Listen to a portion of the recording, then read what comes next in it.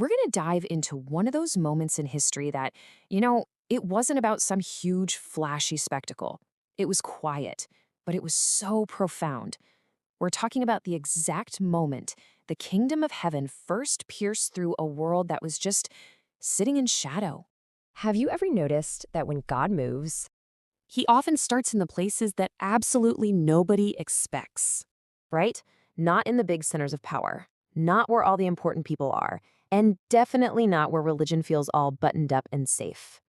No, he starts in the shadows, among the forgotten. And that is exactly where our story begins today.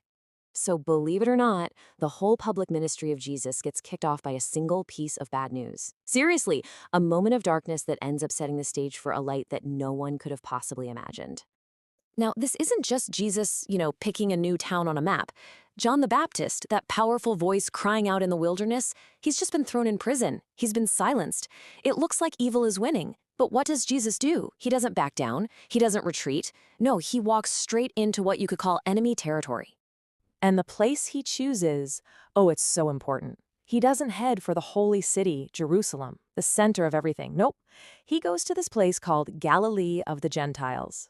So you gotta understand, for the religious elites down in Jerusalem, Galilee was, well, it was the fringe, a forgotten backwater. I mean, it was a total crossroads of cultures, crawling with Roman soldiers, foreign merchants. It was seen as spiritually compromised, It was a really tense place politically. It was full of just regular, hard-working fishermen and, yeah, those hated tax collectors.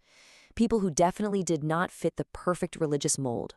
To put it simply, it was a place of real spiritual dimness. And this is exactly where Jesus decides to plant his feet and start everything.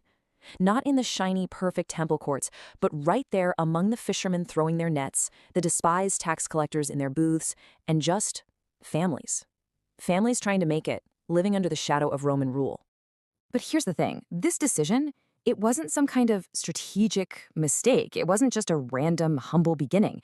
No, this was the fulfillment of a divine promise made centuries before.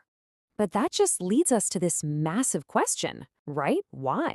I mean, why would the Son of God, the King of all creation, choose this place, this forgotten, messy, compromised corner of the world, to kick off the single most important mission in all of human history? Well, the answer is because God had already promised it, hundreds of years earlier through the prophet Isaiah. Matthew, in his gospel, connects the dots for us. He says this was the plan all along. The people who sat in darkness, they would be the first to see a great light. For those living in the land of the shadow of death, a light has dawned. See, this wasn't an accident, it was an appointment. So standing right there, in this place of fulfilled prophecy, Jesus delivers his very first public message. And it's short, just a few words, really. But these words, they were about to change everything, forever. He says, "Repent, for the kingdom of heaven is at hand." Wow. It's short, it's sharp, and honestly, it's a little uncomfortable, isn't it? This wasn't a friendly suggestion. It was a headline announcement. It was as if he was saying, everything you thought you knew about reality, it's changing right now. Now, that word, repent, it can make us kind of cringe, right? We immediately think of shame or guilt or beating ourselves up. But in its original sense, it's not about groveling at all. It's actually a simple but powerful invitation to just turn around. Like you're heading in the wrong direction and someone says, "Hey, the party's back this way." It's about reorienting your whole life toward the true north of God's kingdom. And that's the huge difference right there. See, religious shame, it's all about guilt.